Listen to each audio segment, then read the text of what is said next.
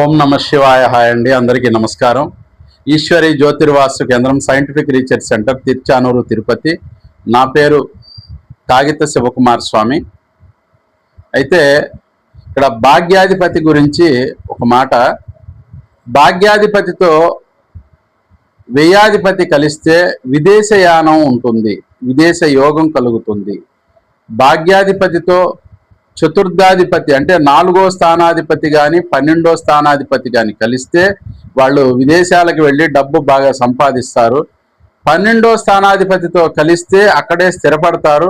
4వ స్థానాధిపతితో కలిస్తే తిరిగి వచ్చి మళ్ళీ ఇక్కడ సంపాదించుకుని ఇక్కడికి వచ్చేసి స్థిరపడతారు. ఈ విధంగా భాగ్యాధిపతి ప్రభావం ఉంటుంది.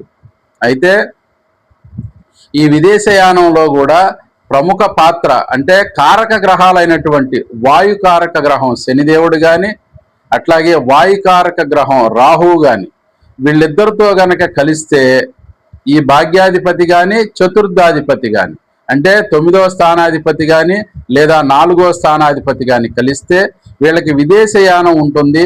విదేశంలో సంపాదించుకుని మంచి ఉన్నతమైన స్థితిలో ఉండటం జరుగుతుంది.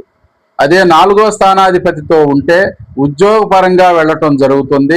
9వ స్థానాధిపతితో పాటు ఉంటే అది యాదృచ్ఛికంగా అదృష్టం కలిసి వచ్చి ఉద్యోగం అవ్వచ్చు, వ్యాపారం అవ్వచ్చు, అనుకోకుండా వెళ్ళి అక్కడ స్థిరపడి సంపాదించుకోవటం కావచ్చు.